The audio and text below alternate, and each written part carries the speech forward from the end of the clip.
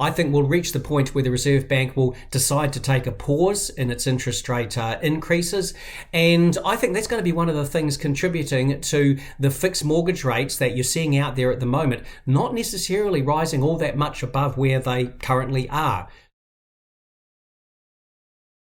Well, hello again, everybody. This week we got an update for New Zealand's annual inflation number. It was sitting at 6.9%. Now we've got inflation at 7.3%, and that's the highest rate since 1990. Now, obviously, that's pretty shocking in terms of that is what the cost of living has gone up for the average New Zealand family over the past year, and hence some of the pullback we can see in people's spending on discretionary items, maybe down at the supermarket, obviously, but also large lumpy items like motor vehicles, furniture, spas, these sort of things. There's a lot of changes happening out there in the country's retail sector. It's going to catch out maybe some retailers only now who are getting stock in, which they've ordered a year ago. But the main implication, of course, for ourselves here with the interest in the housing market and interest rates is, does the fact that the 7.3% inflation rate was higher than general expectations of 7.1% mean that interest rates, in fact, are going to go much higher? Well, in my opinion, not really. You see, it's only slightly above what the market expectation was, and most of us are expecting that the rate of inflation is now going to start going down in New Zealand from here. It's going to take a while to go down, and most of us are still thinking it's going to be 3%, maybe slightly above 3% at the end of 2023, not this year, 22, but next year, 2023. And of course, the implications for interest rates are not really all that different from what they were previously.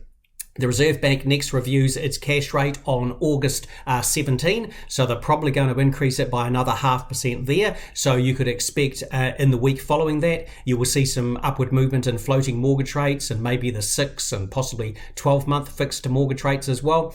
And then there's another review on October 5, and again, they will probably increase by 0.5% there.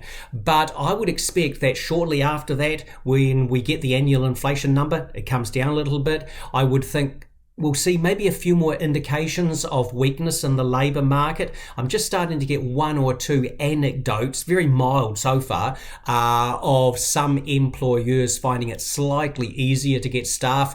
Frankly, I'll believe that when I see it on a widespread basis. I think there's still some ways to go. But I think we'll reach the point where the Reserve Bank will decide to take a pause in its interest rate increases. And I think that's going to be one of the things contributing to the fixed mortgage rates that you're seeing out there at the moment, not necessarily rising all that much above where they currently are. Certainly, I think the 1-year rate will go higher, but for 2 years and beyond, I still think we are at or very close to the peaks for those interest rates. Of course, the interesting situation will be with the deteriorating world outlook and longer-term interest rates overseas eventually declining. New Zealand long-term interest rates come down, and we are going to reach a point somewhere where the very short-term fixed interest rates are above the long-term interest rates.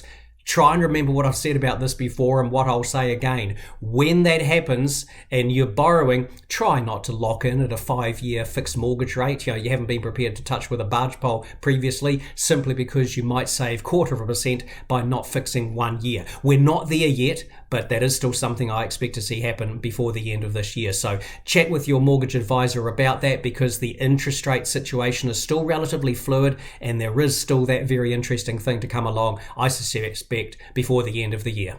All the best.